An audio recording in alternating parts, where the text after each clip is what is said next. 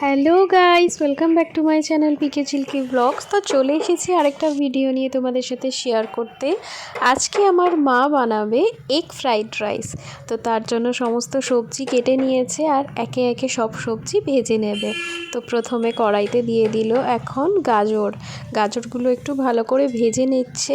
তারপরে কড়াইতে দিয়ে দেবে বিনস। অ্যাকচুয়ালি আজকে এগ ফ্রাইড রাইস হবে, কিন্তু একটু আলাদাভাবে। মানে কি হচ্ছে সেটা দেখতে থাকো পুরো ভিডিওটা, আর প্রথম থেকে শেষ পর্যন্ত অবশ্যই দেখো। ভালো লাগলে like, share, comment and subscribe করে দিও। যারা নতুন দেখছো তারা কিন্তু একটা সাবস্ক্রাইব করে দিতে ভুলো না। আজকের এগ ফ্রাইড রাইসটা প্রেশার কুকারে হবে, প্রেশার কুকারে দমে হবে। যেমন বিরিয়ানি আমরা দমে বসাই, তো সেরকমই দমে হবে আজকের ফ্রাইড রাইসটা। তো দেখতে থাকো পুরো ভিডিওটা। দেখো এদিকে মা সমস্ত ভাজাগুলো তৈরি করে নিল, আগে ভেজে এক এক করে ভেজে নিল।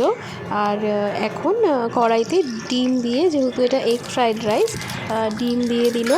ডিমটাকে মানে ভুজিয়ার মতো ভেজে নেবে। ডিম, গাজর, বিনস, মটরশুঁটি সব ভাজা হয়ে গেছে।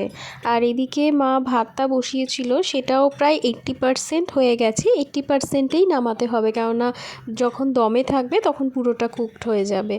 এবার প্রেশার কুকারটাকে একটু মানে গরম করে নিয়েছিল, তো সেটার মধ্যে একে একে ঘি দিয়ে দিল, নিচে না যাতে লেগে না যায়। আর একটু ঘি না হলে ভালো লাগে না ফ্রাইড রাইস, ঘরোয়া ফ্রাইড রাইস যেটা। তো আর চিনি আছে, আর লবণ আছে, আর দারচিনি আছে, আর ঘি তো দিয়েই দিল, দেখতেই পেলে। আর এখন একে একে মা লেয়ার করে দেবে। তার জন্য এখন রাইসটা আগে দিয়ে দিচ্ছে। যখন ভাতটা বসাবে তখনই নুনটা দিয়ে দিও, তাও মা একটু ওপর দিয়ে হালকা নুন দিয়ে দিচ্ছে, কীরম হয়েছে না হয়েছে। আর এরপরে নুন পরিমাণ মতো তুমি নিজের ইচ্ছে মতো দেবে, যেটা জলে যখন ফোটাবে তখনও বুঝে এটা দেবে। আর হচ্ছে এখন দারচিনি দিয়ে দিচ্ছে, তার সাথে লবঙ্গও আছে। আর যে সবজিগুলো ভেজে রেখেছিল, ভাজা সবজি, ডিম, সেগুলো লেয়ারের মতো করে দিচ্ছে, যেমন বিরিয়ানিতে আমরা দিই চিকেন, আলু, সেগুলো এটা তোমার সবজিগুলো আর ডিমগুলো দিচ্ছে লেয়ার করে।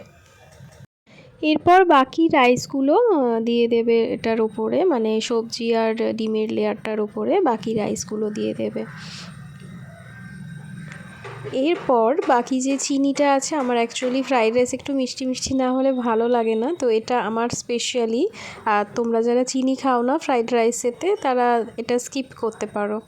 আর বাকি যে দারচিনি, লবঙ্গ এগুলো আছে, বাকিগুলো এর উপরে মা দিয়ে দিল। আর মেন হচ্ছে ঘি। ফ্রাইড রাইসে ঘি না হলে জমে বলো?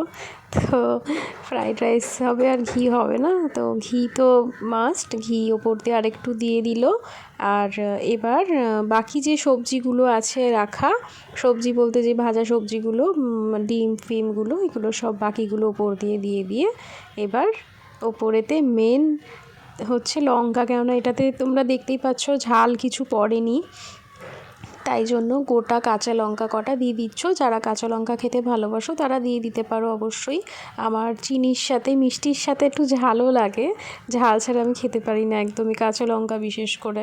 তো তাই জন্য অনেকগুলো কাঁচা লঙ্কা মা দিয়ে দিল, এমনি গোটা কাঁচা লঙ্কা। এইবার প্রেশার কুকারটা বন্ধ করে দেবে।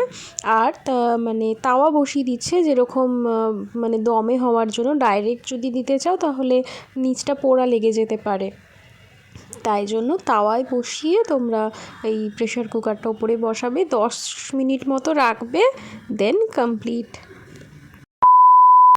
10 মিনিটের একটু বেশি সময় ছিল।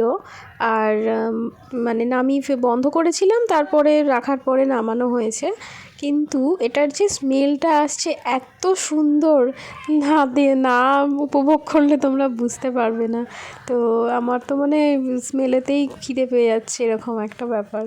তো খুব সুন্দরভাবে কুকড হয়েছে চালগুলো। আর পুরোটা মা এখন মানে মিলিয়ে দিচ্ছে। তোমাদের যদি ভালো লেগে থাকে ভিডিওটা কমেন্টে অবশ্যই জানিও। ভালো লাগলে লাইক, শেয়ার, কমেন্ট আর সাবস্ক্রাইব করো। যারা নতুন দেখছো তারা অবশ্যই সাবস্ক্রাইব করো আমার চ্যানেলটা। তো চলো আজকে এখানেই শেষ করছি। টাটা সবাইকে।